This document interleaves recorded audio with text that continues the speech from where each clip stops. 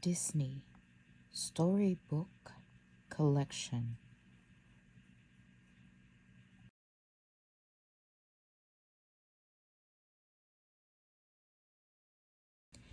Disney's The Hunchback of Notre Dame. Long ago, in the city of Paris, a young man lived in the bell tower of the great cathedral of Notre Dame. His name was Quasimodo, and it was his job to ring the cathedral bell. His back was hunched in an odd shape, but he was strong and kind. Because he stayed hidden in the tower, Quasimodo's only friends were the stone gargoyles that had been carved into the church. They came to life, but only in front of him. Quasimodo's master, Judge Claude Frollo, was a mean man. Years earlier, he had accidentally killed a gypsy, Quasimodo's mother, and did not want anyone to discover what had happened. So he kept the hunchback hidden and told him he was a monster. Many years passed. Quasimodo grew up in the tower, always watching the people below, wishing he could leave and meet some of them. Then one day, everything changed.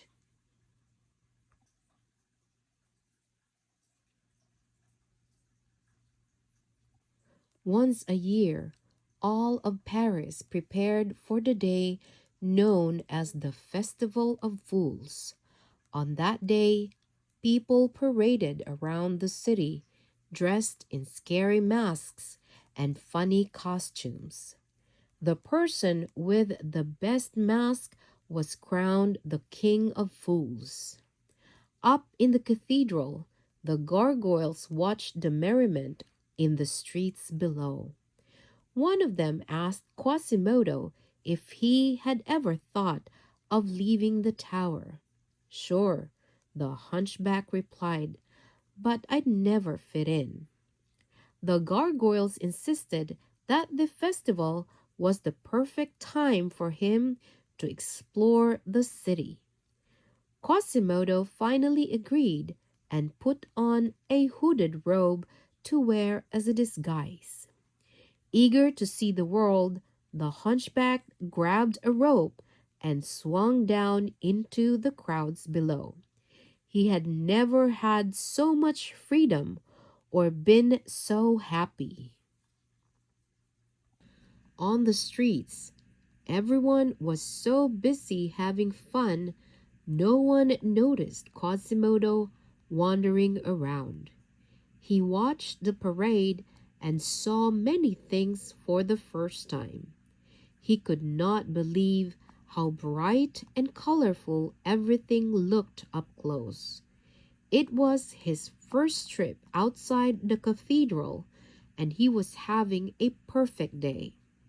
Then he met Esmeralda, a dancing gypsy. Frollo had told him that gypsies were bad, but Quasimodo thought Esmeralda was the most beautiful thing he had ever seen. He just hoped that she did not think he was a monster. Quasimodo was not the only one who had seen her, though. That very day, the new captain of the guard arrived in Paris. His name was Phoebus, and he was strong and handsome. He also noticed Esmeralda's beauty. Later that day, Quasimodo was crowned King of Fools for having the best mask. The crowd laughed until they saw the mask was not a mask at all. It was his real face. Then they became very mean and tied him up. They called him names and threw things at him. Quasimodo cried for help, but no one stepped forward. Esmeralda was outraged. She ran to the hunchback and freed him. Froyo saw what Esmeralda had done and was very angry. He ordered Phoebus to arrest her. But Esmeralda and her gray goat, Jolly, ran into the cathedral where they would be safe. "Set one foot outside and you're my prisoner," Frollo warned her.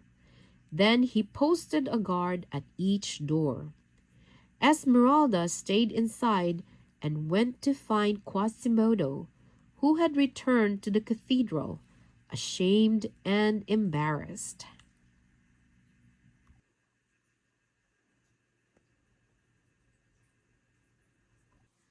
Quasimodo thought Esmeralda was very nice. She had freed him when no one else would, and she was easy to talk to.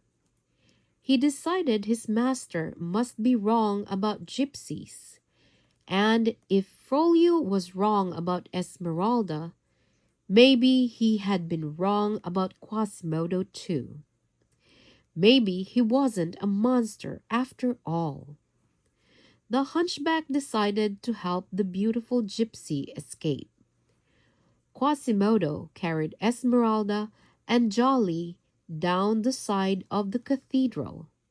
When they reached the street, Esmeralda asked her new friend to come with her to a gypsy hideaway called the Court of Miracles.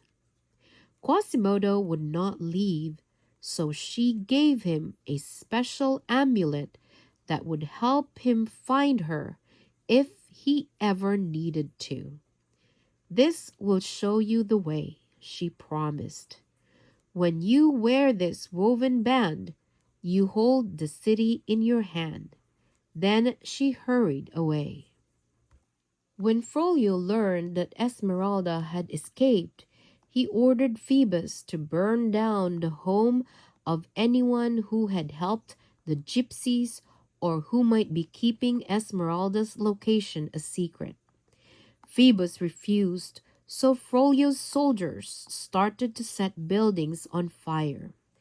The captain could not stand to see anyone hurt, so he rescued a family that was trapped in a burning building. Frollo was furious and tried to kill him.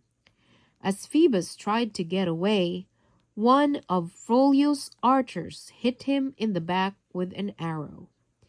Esmeralda found the wounded captain and brought him to the bell tower. She asked Quasimodo to hide him. The hunchback agreed, for he could see that the two were in love, even though Quasimodo knew Esmeralda would never care for him the same way. He would still do anything for her.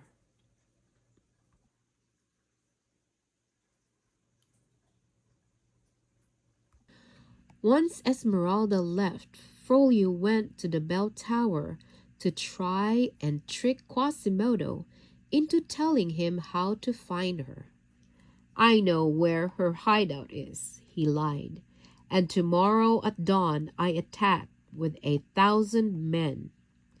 With that, Frollo left. Quasimodo and Phoebus knew they had to warn Esmeralda, but the hunchback was scared to stand up to his master. "You must do what you think is right," Phoebus said. Quasimodo thought about it. Esmeralda had been very kind to him, and this was his chance to repay her. He ran after the captain. "I'm not doing it for you," the hunchback said. "I'm doing it for her." Quasimodo knew he could find Esmeralda at the Court of Miracles. Using the map on the amulet, he and Phoebus set out to find her. They did not realize that Frollo and his soldiers were following them. Soon after, Quasimodo and Phoebus had arrived at the gypsy hideout. Frollo burst in and arrested them all. Esmeralda and Phoebus were led off to prison, while Quasimodo was chained up in the cathedral's tower. But chains could not hold the determined bell ringer. Breaking free, he rushed to the prison, arriving just as Frollo was about to kill Esmeralda. Quasimodo rescued her and raced back to the safety of the bell tower. Lifting her up in his arms, Quasimodo shouted down to Frollo and his men to leave them alone. Frollo could not believe the hunchback had betrayed him again. He ordered his men to seize the cathedral, but Quasimodo had friends. With the help of Phoebus, who had escaped from prison, and the gargoyles, the hunchback set fire to a huge vat of lead he found in the tower. Then they poured it down on Frollo and his soldiers. Quasimodo had saved the day.